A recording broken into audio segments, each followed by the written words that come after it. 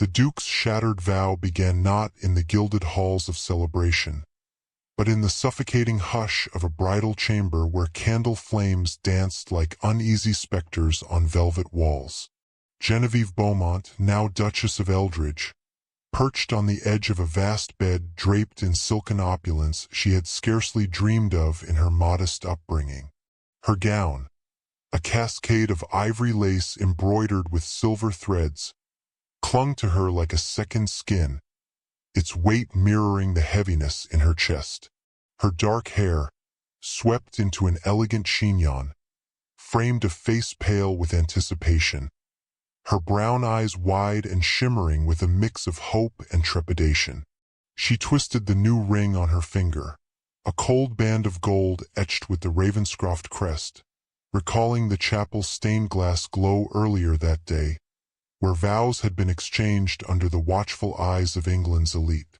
Alastair Ravenscroft entered like a tempest confined, his tall frame cutting through the door with the authority of generations of dukes before him. His black hair fell in controlled waves, his sharp jaw set in unyielding lines, clad in a tailored coat of deepest burgundy that accentuated his broad shoulders. His eyes, stormy gray, swept over her with detachment, as if she were merely another acquisition for the estate.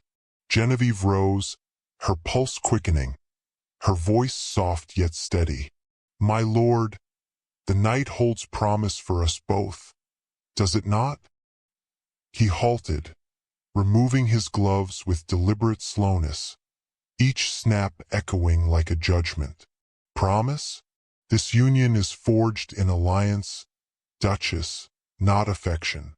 You will bear my name, manage my household, secure my lineage, but my heart remains my own, locked against betrayal's blade." The words struck her like icy rain, freezing the air between them. She gripped the bedpost, her knuckles whitening, searching his face for any crack in the facade. Why speak such cruelty on this of all nights? Have I not earned a chance? His gaze flickered, a shadow crossing those impenetrable eyes. Chances lead to ruin. I have learned that lesson too well. He turned toward the mantel, extinguishing a candle with a pinch, plunging the room into deeper shadow. Genevieve's throat constricted, tears pricking her eyes, but she held them back, raised in the stern halls of her father's modest barony to embody grace under fire. The manor outside lay silent. The last echoes of wedding toasts faded into the misty English night. Yet here, hope withered like autumn leaves. She whispered, "If not your heart, then I claim my path." The defiance stirred within her, a quiet flame against his chill. Alastair paused at the door, his back rigid. "Rest here. I take the study." And with that, he vanished, leaving her alone with the flickering lights and the weight of unspoken wounds. In the solitude, Genevieve sank to her knees, her gown pooling around her like fallen snow. The chamber's opulence mocked her. The carved oak furniture, the tapestries depicting ancient hunts, reminders of a legacy she now shared but could not touch. Her mind raced back to the ceremony. The organ's solemn notes, the guests' murmurs of approval at the match between the Ravenscroft fortune and her family's fading nobility. She had imagined warmth in his brief touch at the altar, a spark in his glance. Now it dissolved into ash. Rising, she wandered the corridors, her slippers silent on cold stone. The manor, Eldridge Hall, sprawled like a living entity, its wings extending into fog-shrouded gardens. Torchlight cast long shadows, and distant servants' footsteps whispered secrets. She found solace in the small oratory, a chapel annex with pews worn by centuries of prayer. Kneeling before the altar, moonlight filtering through leaded windows in hues of sapphire and crimson, she clasped her hands. Grant me strength to endure what love denies, she murmured, her voice echoing softly. The bells tolled midnight, marking the end of illusion. Genevieve returned to her chamber, extinguishing the candles one by one, embracing the darkness. Tomorrow, duties awaited, overseeing the vast estate, navigating the intricate web of society. But tonight, vulnerability clawed at her. What wound had sealed his heart so thoroughly? And could she, with her untested resolve, ever breach it? What would you do in this veil of rejection, clinging to dignity amid the unknown? Comment below. Dawn crept over Eldridge Hall like a reluctant guest, painting the horizon in muted grays and golds. Genevieve awoke to the soft rustle of her maid, Harriet, drawing back the heavy drapes. The room smelled of beeswax and lavender, a faint comfort against the ache in her chest. She dressed in a simple morning gown of pale muslin, its sleeves edged in delicate lace, mirroring her composed exterior while hiding the turmoil within. Harriet's eyes, kind and knowing, avoided direct questions about the wedding night, but the air hummed with unspoken sympathy. Descending to the solar, Genevieve found Alistair already immersed in ledgers, his quill scratching across parchment. The room, lined with bookshelves groaning under tomes of history and law, overlooked manicured lawns rolling toward distant villages. He glanced up briefly, his expression neutral. Your duties commence today. Oversee the kitchens with Mrs. Whitaker. Attend the tenants' grievances. Visibility is key to the Duchess's role. She nodded, her voice even. As you wish, my lord. Internally, desires warred. Yearning for connection clashed with fears of further rebuff. Raised in a household where affection was sparse, Genevieve had learned to mask vulnerability with poise, but Alistair's wall challenged her deepest flaw, a compulsion to nurture, even at personal cost. In the kitchens, steam rose from bubbling pots, the air thick with scents of baking bread, herbs, and roasting meat. Servants curtsied, their whispers trailing her like ghosts. Lovely, but will she thaw him? Mrs. Whitaker, a stout woman with flour-dusted apron and sharp eyes, guided her through inventories. Genevieve asked pointed questions, noting discrepancies in supplies, her mind sharpening on the estate's needs. Among the staff, she sensed loyalty laced with caution. Alistair's reputation for exacting standards preceded him. Yet, in small gestures, she detected flickers of warmth. A smile shared over a freshly kneaded loaf, a silent nod of approval when she corrected a ledger entry. These fragments hinted that the household might bend, ever so slightly under her influence, if she moved carefully. Later, in the village of Ashford, nestled in rolling hills dotted with thatched cottages, Genevieve walked the market square. Cobblestones slick from morning dew, vendors hawked wares under canvas awnings. Children darted about, their laughter a balm to the tension she carried. An elderly tenant, Mr. Caldwell, approached with a bowed head, speaking of failing crops and whispers of illness in neighboring hamlets. Fever takes the weak, your grace. Families suffer. Her heart twisted. I will see what can be done. She lingered to speak with a young apothecary about preventative remedies, her mind calculating who could deliver supplies efficiently. She noticed the fear behind the villagers' eyes, the wary glances cast toward the manor that both protected and confined them. The weight of responsibility pressed down, yet she felt a quiet thrill. Her influence mattered, even if Alistair remained distant.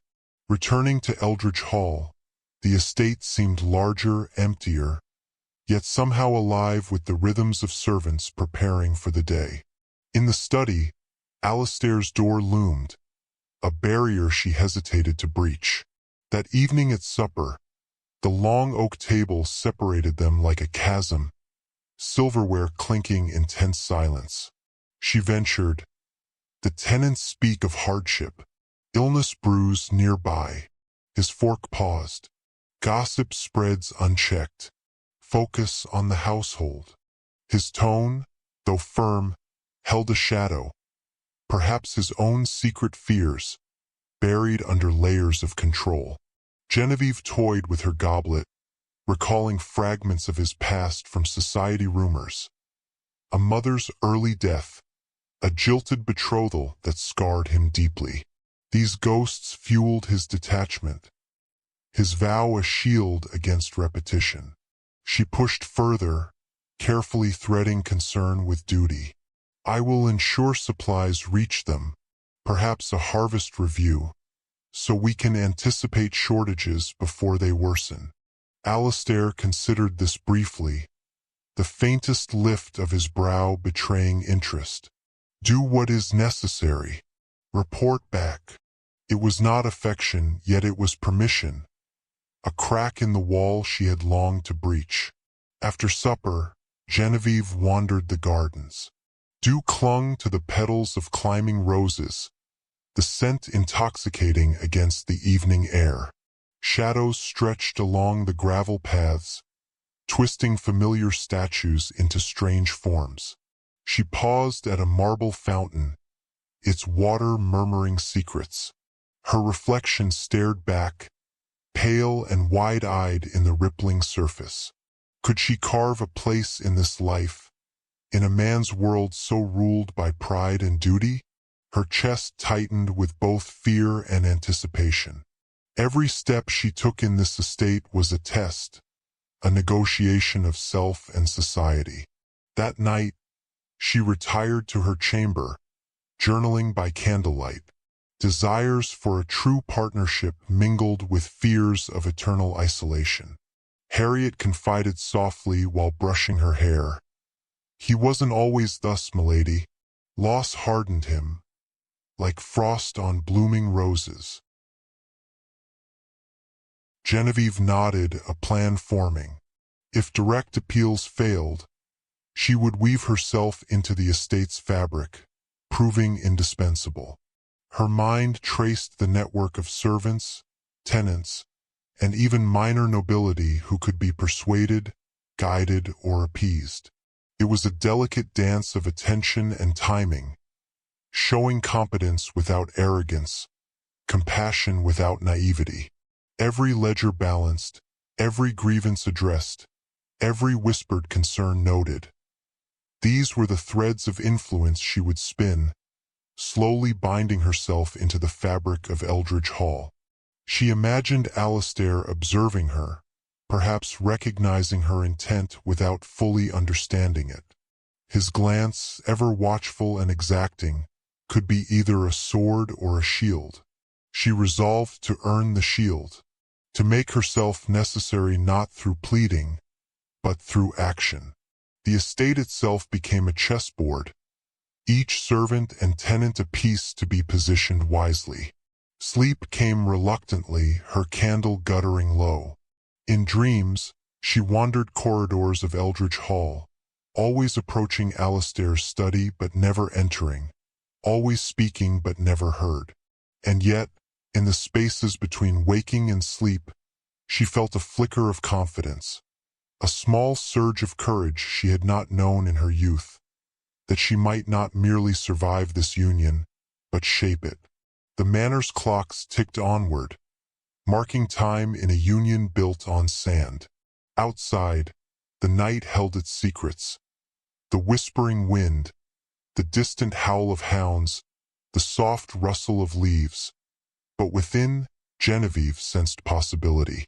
A slow, deliberate plan had taken root, growing beneath the frost of fear and distance. She would pierce the wall of pride. She would uncover the heart beneath the Duke's formidable composure. And in doing so, Perhaps she would discover the strength, connection, and recognition she had long sought. By the following morning, the plan had solidified into routine. She visited the kitchens again, taking meticulous notes on stock and personnel. She wandered the libraries, familiarizing herself with estate laws and records. Each interaction was a subtle assertion of presence, a gentle claim to indispensability. She was no longer merely a guest or a vessel of expectation. She was a force of careful, measured influence. Even Alistair, engrossed in his ledgers, could not entirely ignore her. And though the day was long, and the weight of responsibility heavy, a quiet excitement stirred within her. She had stepped into Eldridge Hall not just as a bride or dutiful noblewoman, but as a mind and spirit capable of strategy, empathy, and courage. The dawn's muted gold no longer felt reluctant. It felt like a herald, an invitation to begin shaping her destiny. The bells of Ashford Church tolled ominously, 3 peals slicing through the crisp morning air, a signal Genevieve had never heard in her visits. She paused at the manor's window, the cold glass pressing against her palms, overlooking fields where mist clung like shrouds, curling around hedgerows and cottages alike. Riders thundered up the lane, mud flying from hooves, shouting warnings that made her heart seize. The fever spreads! Bar the gates. Lock the villagers inside. Her stomach nodded. Harriet gasped beside her, clutching a shawl with trembling hands. "Milady, what shall we do?" Moments later, Alistair strode into the hall. His coat disheveled, boots mud-streaked, and his expression etched with command. "You will remain within these walls," he said sharply, voice carrying over the distant tolling. "The epidemic is no place for a duchess." "But the villagers," she began, her voice rising with urgency, a thread of defiance wrapping around each word. "They are not your concern," he interrupted, eyes flashing with a mixture of authority and unspoken worry. The weight of his gaze bore down on her. Images of frail children, trembling mothers, and exhausted fathers swarmed her mind. She could not stay idle. Her innate compulsion to nurture, the flaw that had once left her heart aching in silence, demanded action. Her fingers clenched, her jaw firm. "I cannot stand by," she said softly, yet with conviction. "Someone must care." Alistair's mouth tightened. His usual measured calm rattled. He turned and strode from the hall, leaving her with a storm of conflicting emotions. Fear, guilt, but also a flicker of exhilaration.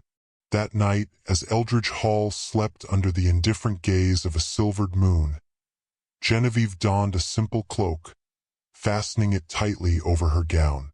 She slipped through shadowed halls to the stables, where the scent of hay and leather mingled with the crisp night air. Harriet followed silently, eyes wide with terror. "Milady, it is madness," she whispered. "Madness is an action," Genevieve countered, voice barely audible but resolute. She mounted her horse, the animal snorting into the night, and the soft leather reins felt like a tether to her own courage. The village reeked of smoke and despair, fires burning at crossroads to ward off miasma, twisting the night air with acrid pungency. Families huddled behind shuttered windows, their frightened eyes peering into the darkness. In a humble cottage, Genevieve found a seamstress's child writhing in fever, skin flushed and burning. Kneeling, she applied cool compresses, murmuring comforts, speaking in tones that sought to soothe both body and spirit. The mother wept in gratitude, clutching her hands. Word of the Duchess tending the afflicted spread swiftly, a ripple of awe traveling through whispered conversations and candlelit gatherings. By dawn, exhaustion weighed heavily upon her, but resolve burned brighter.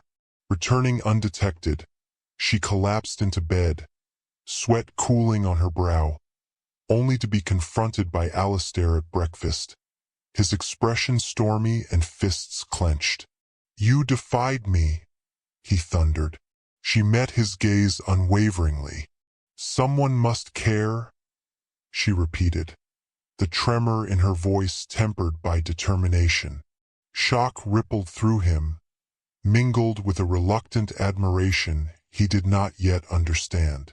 This singular act, the collision of her compassion with his caution, sparked the central challenge of their relationship. Her unwavering empathy against his rigid prudence, a tension that crackled like a current between them. The incident rippled outward. Whispers in the hall turned to awe among servants, and fear among the nobles. Genevieve felt alive, purposeful, yet aware that defiance could shatter their fragile union. Each glance, each interaction with Alistair, now carried weight beyond social custom, teasing the edges of curiosity, respect, and something far more intimate. Days blurred into a rhythm of secrecy and strain. Genevieve ventured to Ashford under cover of dusk, her cloak concealing the fine gown beneath. The road was slick with mud from overnight rain. The mist curling along hedgerows obscured her passage. Guards patrolled tighter, rumors of her sightings stirring society. Every step beyond the gates carried danger, disease, censure, and the ever-present shadow of Alistair's ire. In the village wards, she deepened bonds with villagers, listening attentively to their troubles, learning herbal remedies from an old healer whose fingers trembled yet whose knowledge was vast, and distributing bread from the manor's stores. Each act chipped at her fatigue, yet hope flickered, children's fevers broke under her care, and the mother's eyes shone with gratitude, mirrors reflecting the essence of the life she wanted to lead. Purposeful, compassionate, unafraid. Alistair's suspicions grew like a slow-burning fire. He shadowed her indirectly, appearing unexpectedly in corridors, observing her exchanges. "Stay clear of folly," he warned during a tense supper, gray eyes probing, revealing a protectiveness he refused to name. Every accidental brush in the hall, every fleeting look in the library, sent sparks through the air, electric, silent, laden with unspoken meaning. Red herrings abounded. A false alarm of infection in the hall tested loyalties among servants. Gossip threatened to reach the estate's high tables. Genevieve honed her resolve, steadying herself against society's sneers and whispered mockery. One evening, caught in rain-slashed streets, she sought shelter in a tavern. Nobles mocked her from shadowed corners, calling her the Mud Duchess. Her cheeks flamed, but determination surged hotter still. Strength was forged in humiliation as much as in triumph. Her bonds with Alistair deepened, unwitting yet inevitable. One evening, he confronted her in the library, the air thick with the scent of aged paper and ink. Towering bookshelves loomed like stern judges. "You court ruin," he said, voice taut with frustration. But when his hand lingered on her arm, just for a moment, it sparked electricity neither dared name. Their interactions became a dance of tension and subtle intimacy. Every reprimand contained curiosity, every admonition hinted at care, and every shared glance became a conversation unspoken yet deeply understood. The scandal of her secret excursions spread through whispers, challenging the fragile etiquette of the manor. Yet she pressed on, driven by a singular belief. If he saw her strength and courage, perhaps he would, in turn, reveal the depths of his own guarded heart. Would you persist in compassion amid growing whispers? Share your thoughts. The game changer struck like lightning. One moment Genevieve was tending to a fevered child, murmuring comfort, checking a trembling mother's pulse. The next, a wave of dizziness overcame her, leaving her knees weak. She collapsed onto a straw-strewn bench in the village's fever ward, the scent of herbs and the acrid tang of illness mingling in the air. Her vision blurred, shapes melting into one another. Faces of the afflicted, the anxious mother, the frightened child, until the world narrowed to shadows and whispers. A sudden hand gripped her shoulder, strong, insistent, yet trembling. Genevieve! The voice sliced through the haze. Alistair knelt beside her, his coat muddied from hurried travel, his boots scuffing against the floor. His eyes, usually steel-gray and unreadable, were wide with alarm, a fissure of fear she had rarely glimpsed. "Reckless fool," he rasped, the words carrying his anger, yet the tremor betrayed the worry he had tried to mask. He lifted her with careful strength, supporting her as if she were the most fragile thing in existence. Her head rested against his chest, heartbeats colliding in a rhythm that both terrified and thrilled her. She could feel the tension in his arms, the way his hand lingered on her back as though unwilling to let go. "You should not have come," he whispered, though it sounded more like a plea than a rebuke. The ride back to Eldridge Hall was a blur of galloping hooves and swirling mists. Genevieve clung to him, her senses dulled by fever, but the warmth of his presence. His smell, the steady strength beneath his exterior, cut through the haze. Every bump in the road sent shivers through her, but each touch of his hand across her arm, guiding her securely, ignited sparks that she could neither name nor resist. Once inside the hall, Alistair did not summon servants or seek advice. He carried her himself, settling her onto a bed in a chamber illuminated by the flicker of candlelight and the first hints of morning filtering through the windows. He knelt beside her, removing her damp cloak, dabbing her forehead gently with a cool cloth.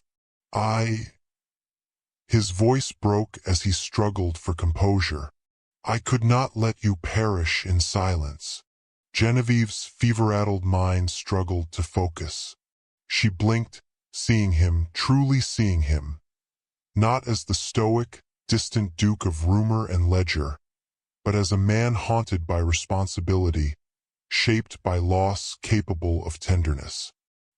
He moved with a careful grace, attending to her with meticulous concern, checking her pulse, adjusting blankets, bringing water. Each action was deliberate, intimate, and piercingly revealing.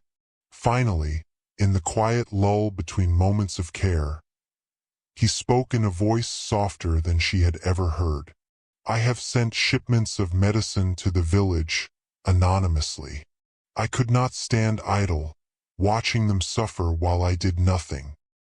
His admission trembled on the air, stripping away the armor of pride he wore like a second skin. Her gaze met his, fever and desperation blurring the lines between pain and clarity. You risked everything," she whispered, barely audible. He nodded, and for the first time, she glimpsed the man beneath the Duke's mask. Haunted by past betrayals, restrained by honor, but capable of deep, unspoken courage. Stakes soared. Her illness now exposed vulnerabilities, hers, his, their fragile bond, to the scrutiny of rivals and whispered court gossip. The manor felt suddenly too large, the walls too thin, and the world outside more perilous than ever. Yet, in that crucible of danger, something else ignited. Alistair's hand lingered on her brow, lingering longer than necessary to check the fever. His touch, once professional, now betrayed the fracture in his vows, the softening of boundaries long guarded. His gray eyes, always so measured, glimmered with emotion. Conflicted desire, worry, and the recognition of his own failing to remain detached. Memories surfaced for him as he tended her. Betrayals from the past, loves abandoned for gain, friendships shattered by deceit. He remembered the sharpness of loss, the sting of misplaced trust. Yet here, with Genevieve lying in his care, warmth radiating against his chest, something shifted. Vulnerability became strength, risk became necessity, and he realized that the walls he had built around his heart were beginning to crumble. Genevieve, fever softening yet still bright-eyed, reached for his hand. "Let me in," she whispered, her voice raw but resolute, the simple plea carrying centuries of restrained emotion. Her fingers brushed his, small but deliberate, and in that touch, years of distance, pride, and mutual restraint began to dissolve. He hesitated, his thumb brushing her knuckles as he struggled with the weight of propriety and desire. Then, with a quiet exhale, he leaned forward, resting his forehead against hers. "You are reckless," he admitted, though the tension in his voice betrayed admiration, concern, and something deeper still. "But I cannot turn away." Moments passed in suspended time, candlelight flickering across flushed cheeks, the faint scent of lavender from her nightgown mingling with the earthy warmth of the room.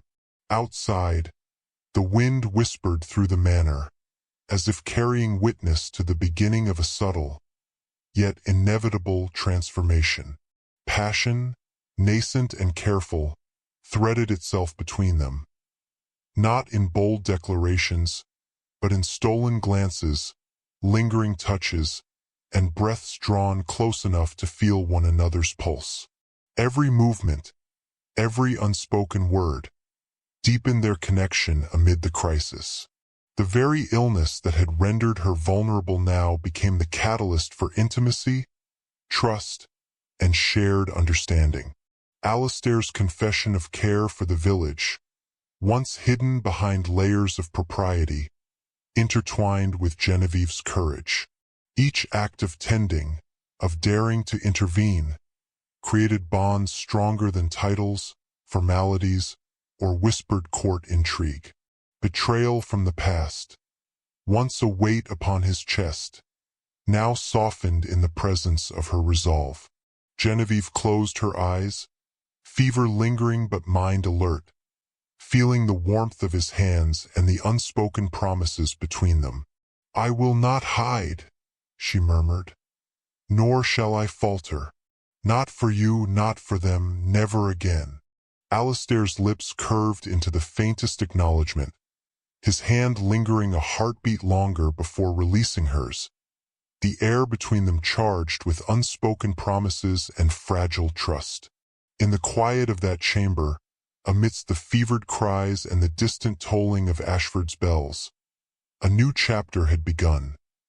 One forged in vulnerability, courage, and the quiet, persistent spark of desire that would shape the days to come. Insurmountable odds pressed down upon Eldridge Hall like a storm trapped beneath stone walls. Rumors had multiplied faster than the fever, whispered and inked into scandalous pamphlets that smeared Genevieve's name across drawing rooms and courts alike. Forged letters circulated with delicate precision, branding her a carrier of the disease, a harbinger of death to the village she had sworn to protect. Society recoiled.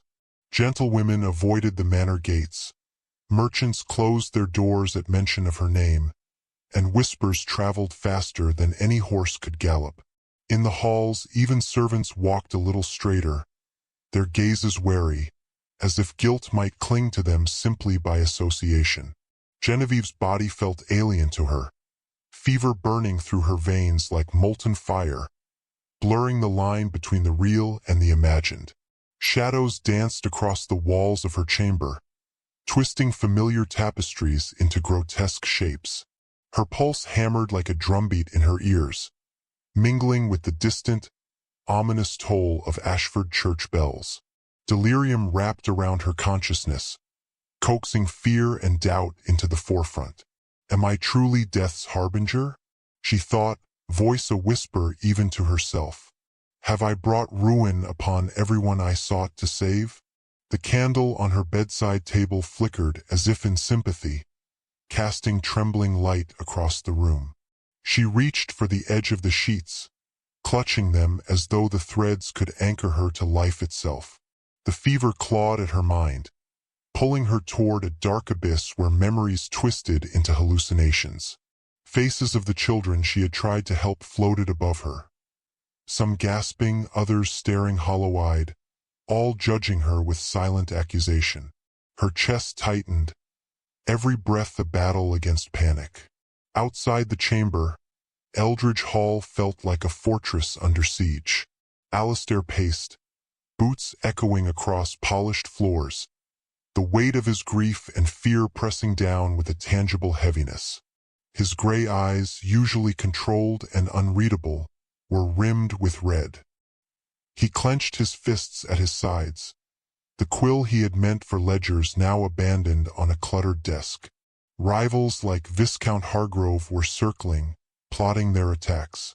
Letters arrived in the morning, carefully folded, elegant in form but venomous in content, hinting at the Duchess's failure and the Duke's incompetence. Every message threatened to unravel their fragile alliance, to brand the House of Eldridge with permanent disgrace.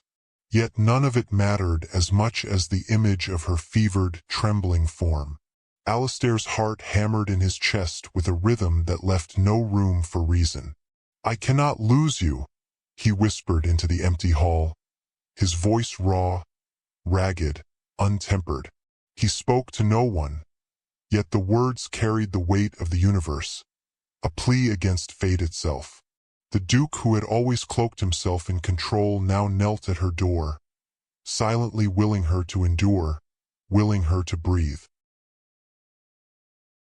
Inside her chamber, Genevieve's mind twisted in fevered visions. The manor's walls seemed to close in like a tomb, pressing upon her lungs. The ornate tapestries became writhing figures. The portraits of long-dead ancestors stared down with judgmental eyes, mouths moving in silent accusation. She saw Alistair's face above her, gray eyes shimmering with panic, but even his gaze could not fully anchor her.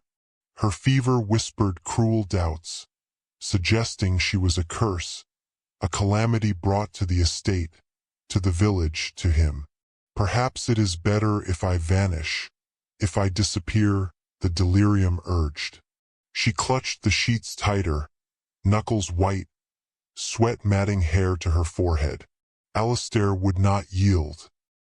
He had barricaded the room, sending servants to tend to the halls but forbidding anyone to enter her space uninvited.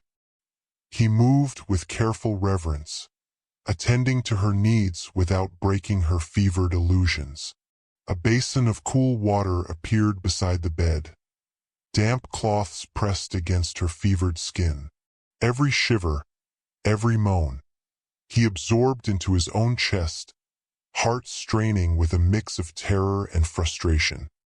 His hands lingered longer than reason allowed, adjusting blankets, brushing damp hair from her forehead, his fingers grazing her temples with tenderness he could not voice.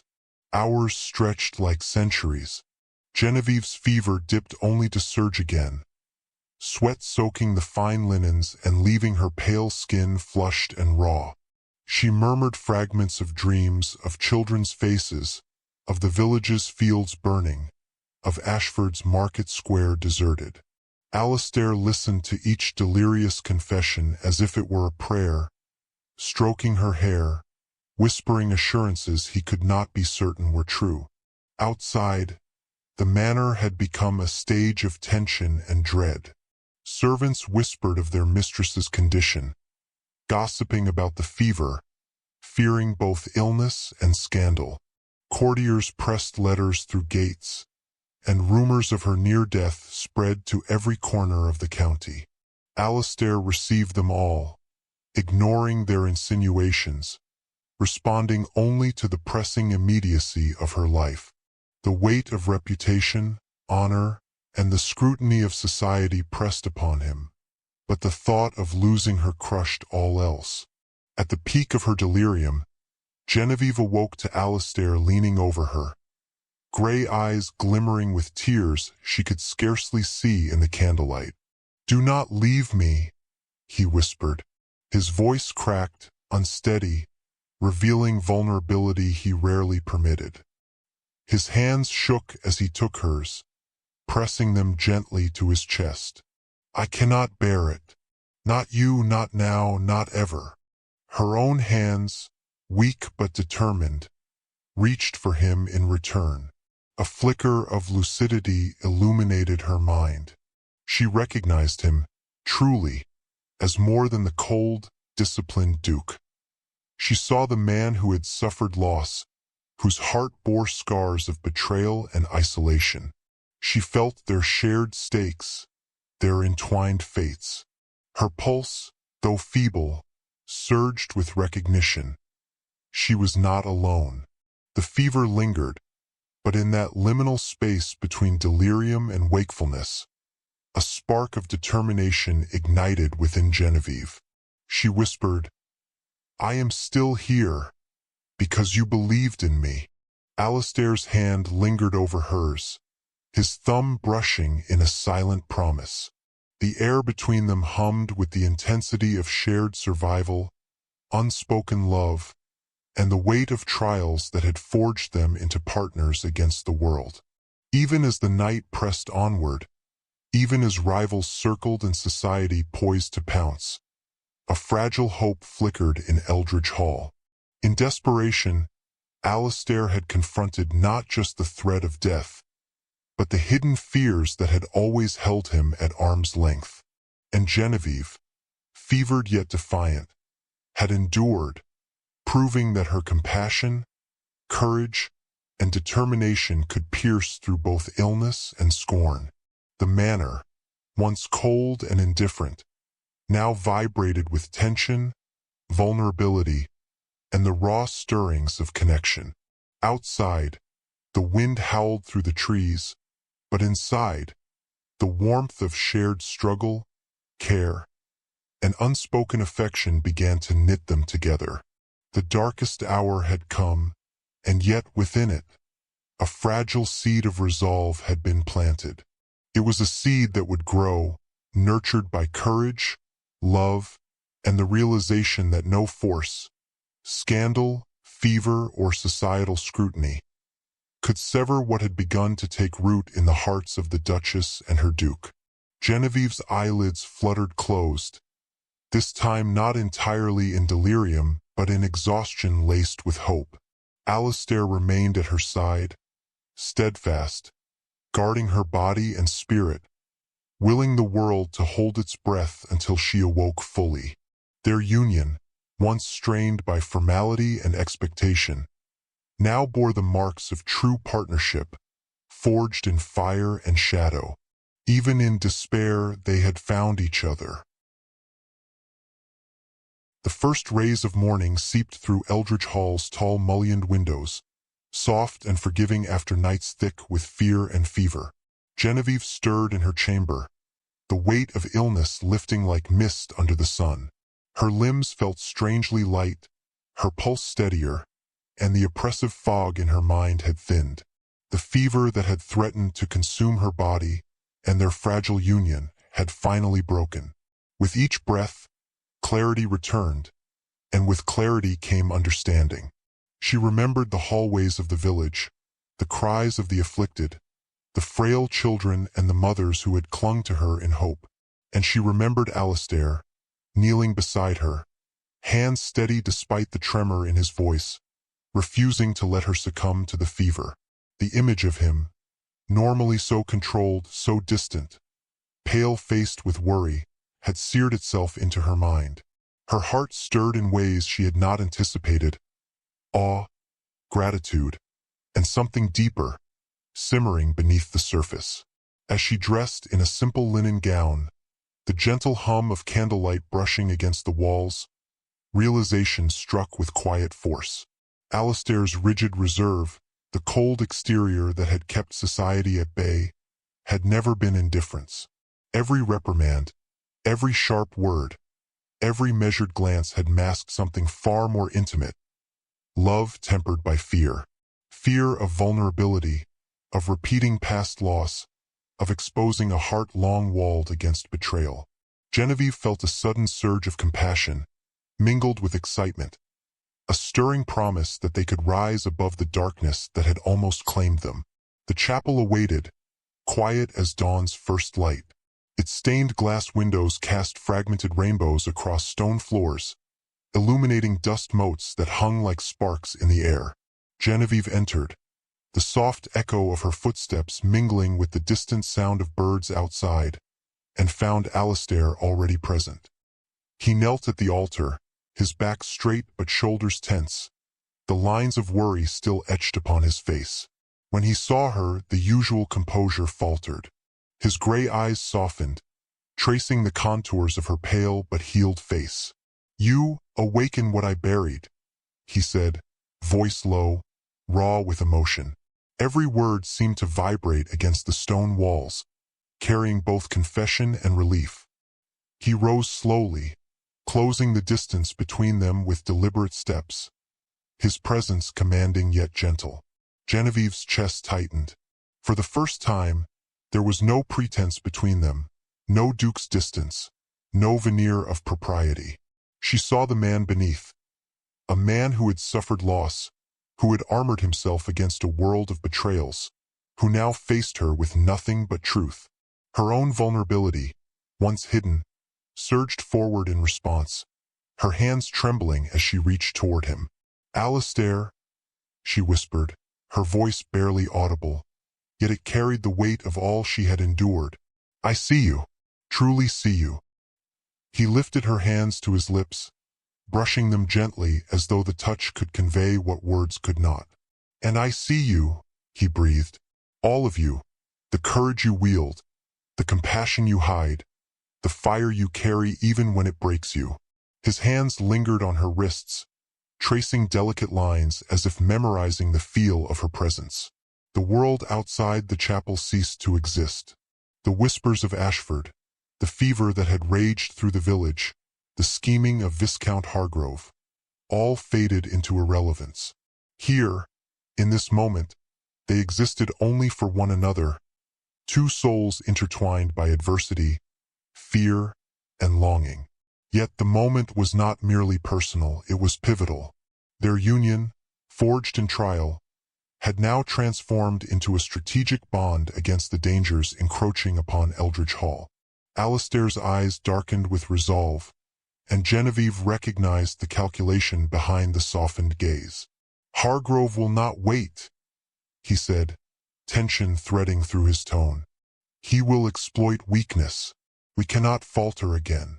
Genevieve nodded, her own courage blooming like fire through her chest. Her hands tightened over his, a tangible pledge. "Then we face him together, side by side, not as Duke and Duchess bound by contract, but as partners bound by choice." Alistair exhaled, a slow, deliberate release that carried both relief and the weight of commitment. "There is no turning back," he said, lips brushing hers in a fleeting, electric touch that spoke of trust, passion, and alliance. The kiss was brief but laden with significance, a promise that whatever Hargrove or society threw at them, they would meet it as one. Their eyes locked, communicating volumes in silence. The lessons learned from fear, the pain endured, the love carefully guarded and now acknowledged. Genevieve felt strength ripple through her limbs, a boldness born not merely of survival but of choice. She would no longer be passive, no longer yield to circumstance, no longer allow her compassion to be tempered by hesitation. The union between them was now both emotional and tactical. a force that could challenge enemies and reshape the future of Eldridge Hall. Plans formed between glances and whispered words. They would rally loyal allies, secure the village, and fortify the estate's defenses. Alistair admitted what he had withheld. Every shipment of medicine, every secret action to aid the villagers, every silent vigil had been an attempt to shield them both from failure. Genevieve, in turn, revealed her nocturnal efforts in Ashford, her risks, her interventions. The revelations, once dangerous, now became the foundation for collaboration. As the morning sun climbed higher, spilling gold across stone and pew, they stood together in the chapel, hands entwined, hearts aligned. Courage no longer dwelled solely within Genevieve. It had become mutual, shared, amplified. Alistair's walls had begun to crumble under the weight of vulnerability, and hers had never been so open, not from recklessness, but from deliberate choice. Outside, the world awaited, fraught with danger, scandal, and uncertainty. But within the walls of Eldridge Hall and the quiet sanctity of the chapel, a new chapter had begun. One forged in mutual trust, recognition, and the unbreakable bond that adversity had revealed. Genevieve's eyes gleamed with determination, Alistair's with guarded hope, and together they faced not merely survival but triumph. An irreversible choice had been made. They would stand united against Hargrove, against rumors, against all the forces that sought to drive them apart. In the quiet after the storm, courage bloomed fully, lighting a path toward the finale that awaited, where love, strategy, and resilience would converge in a crescendo of triumph. For the first time in weeks, Genevieve felt her spirit unshackled, her resolve absolute. Whatever trials remained, they would face them together. And in that awareness, a fragile but undeniable peace settled over Eldridge Hall. The morning sun poured through the grand windows of the Ashford Assembly Hall, gilding the polished floors and crystal chandeliers with a deceptive serenity.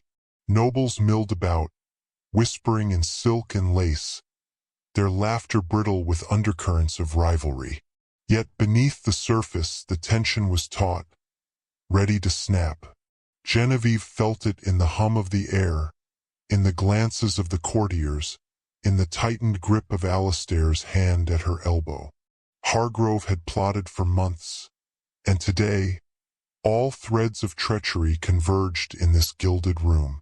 She moved through the assembly with purpose, every step deliberate, cloak of authority draped over her slender shoulders.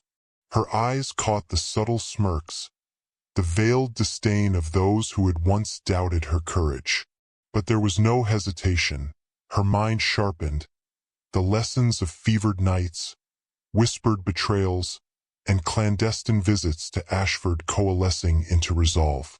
She would face the storm, not in fear, but in unflinching defiance. Hargrove's entrance was theatrical, almost grotesque in its madness. His eyes gleamed with a dangerous fervor as he brandished a small, razor-edged blade. Gasps rippled through the hall like startled birds. "This ends today," he cried, voice cutting like steel through the ambient chatter. The nobles froze, uncertain whether this was performance or threat. But Genevieve knew better. Hargrove thrived on chaos, and the lives of innocents were the stakes. She stepped forward, her chest rising and falling with controlled breaths, mind calculating risks. "You do not scare me, Viscount," she said, voice steady, echoing across the marble floor. Every eye turned to her, every breath held in the hall like a delicate glass waiting to shatter. "I will not allow your schemes to harm the people of Ashford or Eldridge Hall." Hargrove's grin was sharp, cruel. "And what will you do, little Duchess? Stand in my way?" He lunged suddenly, blade slicing the air, a hiss of steel that drew startled gasps. Time slowed for Genevieve. Her instincts, honed by nights of clandestine work and quiet courage, surged. She raised her arms instinctively, not to strike, but to shield others in the hall, the vulnerable nobles nearest the Viscount. Alistair's presence erupted like thunder. With a single stride, he intercepted Hargrove, hand gripping the man's wrist with controlled fury.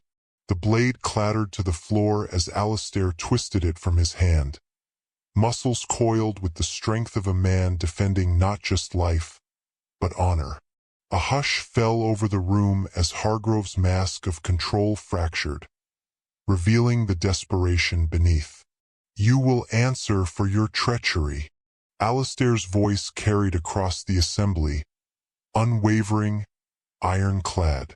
Documents, letters, and evidence of Hargrove's schemes had already been prepared, hidden within Genevieve's quick intelligence and careful planning. With a decisive gesture, he laid them before the gathered nobles. Proof of bribery, blackmail, and threats orchestrated to destabilize the duchy. Gasps and murmurs swirled through the crowd. The veneer of Hargrove's influence cracked like fragile porcelain. In that charged moment, Genevieve's bravery became catalytic. She stepped close to Alistair, her hand brushing his as they faced the assembly together. It was more than a gesture. It was declaration, alliance, and partnership made public. "He threatened my people, my home, and the dignity of this hall," she said, voice clear, unwavering. "Justice must prevail." Her eyes swept across the room, locking with those who had whispered, doubted, or plotted. Courage radiated from her like sunlight through storm clouds. Alistair's gaze softened, a quiet acknowledgement of her pivotal role. Together, they formed a bulwark of strength, combining intellect, compassion, and authority. Hargrove, realizing the depth of his exposure, faltered, the blade now useless at his feet. He stammered excuses, his attempts at manipulation dissolving under the weight of irrefutable evidence. The assembly, initially frozen in fear, shifted toward support, whispers turning to nods, and then to collective agreement. The Duchess and Duke would not be undermined. And then the emotional crescendo. Alistair turned fully to Genevieve, gray eyes locking onto her pale, resolute face. His usual reserve was gone, replaced by raw, unfiltered emotion. "You awaken what I buried," he murmured, echoing the words he had whispered during her fever. Every syllable carried weight, vulnerability, and desire. His hand found hers again, fingers entwining with a quiet ferocity that no force in the hall could break. Genevieve's pulse quickened. This was not just victory over Hargrove, but triumph over years of isolation, over whispered doubts, over fears that had long bound both of them. She felt the echo of their shared nights of struggle, their whispered confessions, the quiet courage that had carried them through illness, scandal, and betrayal. "Alistair," she breathed, voice catching in the charged silence of the hall. "We stand together. Nothing, not rumors, not danger, not fear, can divide us again." The Duke's lips curved into the faintest smile, tempered by relief and awe. "Then let it be known," he said, voice carrying across the chamber, "that the Duchess of Eldridge Hall is not merely brave, she is indispensable. And she stands by my side, not because duty demands it, but because our hearts have chosen." The assembled nobles, once poised on the edge of fear and speculation, broke into murmurs, then applause. It was a subtle recognition, yet profound. Society acknowledged courage, partnership, and justice. The scandal that had once threatened to unseat them dissolved under the weight of truth, strategy, and undeniable moral force. Hargrove was escorted from the hall, muttering impotent threats, a shadow of the menace he had once projected. Relief washed over the room like the tide, mingled with exhilaration. But for Genevieve and Alistair, the victory was more intimate, more enduring. Hands clasped, hearts racing, they shared a quiet moment amid the tumult. The culmination of trials, the reward of courage, the affirmation of love. Alistair drew her closer, brushing a lock of hair from her face. "We have weathered the darkness," he whispered, lips brushing her temple. "And now, we face the dawn together." Genevieve smiled, warmth spreading through her chest. "Together?" she echoed, feeling the weight of every struggle, every moment of doubt, melt away into triumph. The hall, the village, and even the world beyond could wait. For this moment, the victory of heart, mind, and courage was theirs, unshakable and eternal. Even the chandeliers seemed to shimmer with approval, crystal prisms scattering sunlight across their entwined hands. The Duke and Duchess of Eldridge Hall had not merely survived. They had risen victorious in love, justice, and the assertion of their shared will.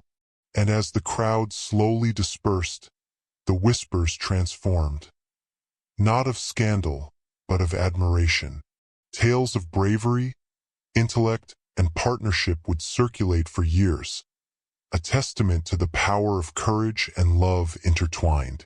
Genevieve and Alistair remained at the center of it all, unbowed, unbroken, and ready for whatever shadows might come next. Together. If you're teetering on this precipice of transformation, hit subscribe now, because the dawn breaking through these shadows will redefine everything you thought possible.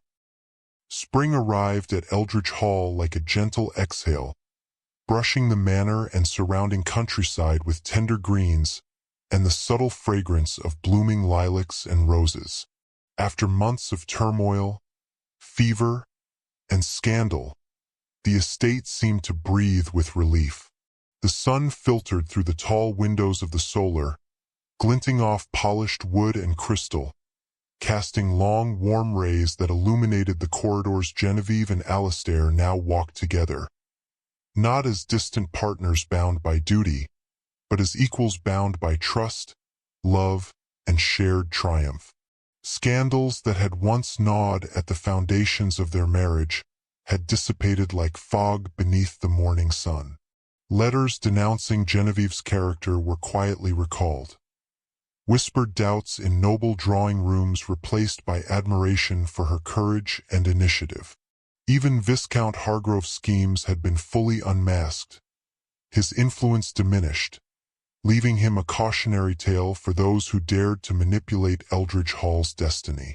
The village of Ashford, which had suffered so greatly, now sent frequent messengers bearing thanks, fruits of harvests restored, and glimpses of health returning to the children Genevieve had nurtured.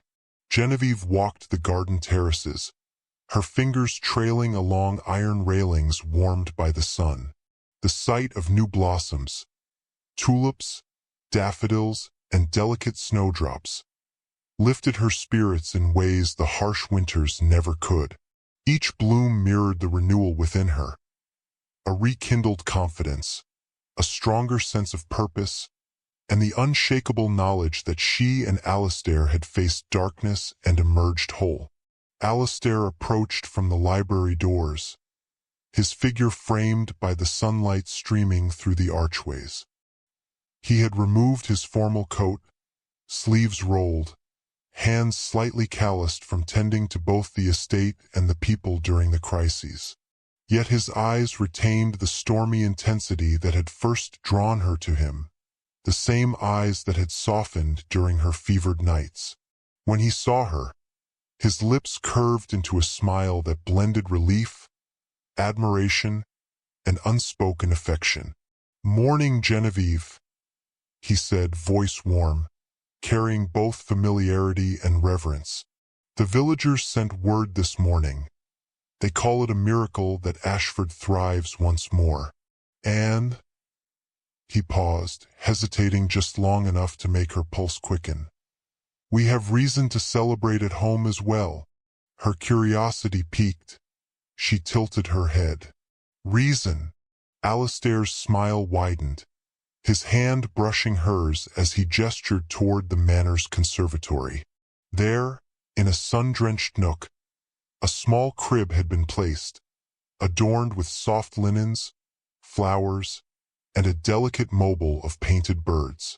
The realization hit her slowly, warmth flooding her chest. A child was on the way, a promise of new life, a living symbol of their enduring love and partnership. Her hand instinctively went to her abdomen, and Alistair mirrored the gesture, fingertips brushing lightly over hers. The garden beyond the conservatory shimmered with dew, petals trembling in the soft breeze. Birds flitted between branches, chirping a melody that seemed to herald not only spring but renewal itself. Genevieve and Alistair stood side by side, savoring the silence between them. No crises, no whispers of scandal, no fevered nights, just the shared heartbeat of triumph and the quiet joy of survival. I never thought it would feel like this, Genevieve admitted softly, eyes glistening with emotion. After all that, all the fear and despair, I never imagined peace could taste so full. Alistair tightened his grip around her hand, warmth radiating through both of them. It is not merely peace, he corrected gently. It is victory, over fear, over doubt, over those who sought to divide us. And it is love, Genevieve. Love that endured even when the world seemed determined to break us. The villagers soon arrived, invited by the Duchess herself, bearing gifts of thanks. Baskets of fresh herbs, bread, and handmade quilts. Children ran across the courtyard, their laughter echoing against the stone walls. A symphony of life that filled the air with joy. Genevieve knelt to greet them, brushing back stray hair and offering gentle encouragement. Her nurturing nature finally recognized and celebrated, not questioned.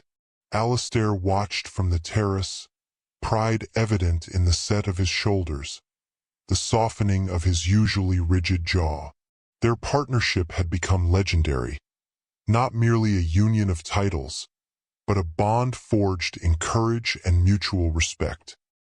Even within the manor, the servants moved with lighter steps.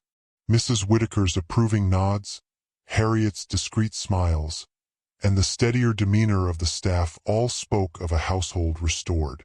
The walls, once heavy with the echoes of illness, betrayal, and tension, now seemed alive with warmth and hope.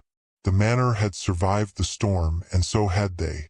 That evening, as twilight descended, painting the horizon in soft purples and golds, Genevieve and Alistair returned to the chapel where so much had shifted between them. Candles flickered along the aisles, their light reflecting in the stained glass, casting colored patterns across the stone floors. Here, away from gossip, fear, and the expectations of the world, they shared a quiet moment. Alistair took her hand, pressing it to his lips. "We have endured," he whispered. "We have emerged stronger, united, and soon." His eyes softened, the hint of mischief blending with tenderness. "We shall embark on the greatest adventure of all, raising a life together." Tears pricked at the corners of Genevieve's eyes, but they were tears of joy, of fulfillment, and of the relief that their trials had given way to triumph. She pressed her forehead against his, feeling the steady, grounding rhythm of his heartbeat. "Our love was forged in shadow," she murmured, "and now it blooms in light." The first stars appeared in the deepening sky above Eldridge Hall as they embraced, the cool evening breeze carrying the scent of lilacs from the gardens. There was laughter, soft, content unguarded, escaping their lips, mingling with the whispers of wind and the distant, approving coos of returning birds. It was a harmony of life reclaimed, of hearts healed, and of a bond made unbreakable by every obstacle the world had thrown before them. In the days that followed, Eldridge Hall thrived anew. Fields were tilled, village markets prospered, and the Duchess and Duke, hand in hand, moved among their people with grace and authority tempered by empathy. Every act, whether tending to crops, distributing supplies, or offering a comforting word, solidified the legacy they were building, not merely as nobility, but as guardians, partners, and symbols of enduring hope. As Genevieve rested beneath the blossoming arches of the manor's gardens, sunlight warming her face, she reflected on the journey. Fevered nights, whispered scandals, Hargrove's threats, all had tested them, pushed them to limits, and revealed the truths hidden in their hearts. And in the culmination of it all, there had been triumph. Love's victory, courage rewarded, and a future ripe with possibility. Alistair approached quietly, kneeling beside her on the grass. He brushed a petal from her hair, eyes soft and unwavering. "How did this tale of thawed hearts resonate with you?" he asked, almost playfully, yet with warmth and gravity. "Comment and subscribe for more epic journeys." Genevieve laughed, the sound like a bell across the garden, clear and unburdened. "It resonates," she said, squeezing his hand. "And now we step forward, not into fear, but into life itself. The manor, the village, and even the world beyond could wait. Here, in spring's embrace, with a child on the way and hearts intertwined, Genevieve and Alistair's love had emerged victorious. Scandals quelled, subplots resolved, and hope restored, they stood together at the threshold of everything that lay ahead. Endless possibilities, shared dreams, and the enduring promise of a life built on courage, partnership, and love. And as the sun dipped behind Eldridge Hall's towers, casting long shadows that mingled with gold, it was clear. The dawn had finally come, and with it, the unbreakable bond of two hearts, victorious and eternal.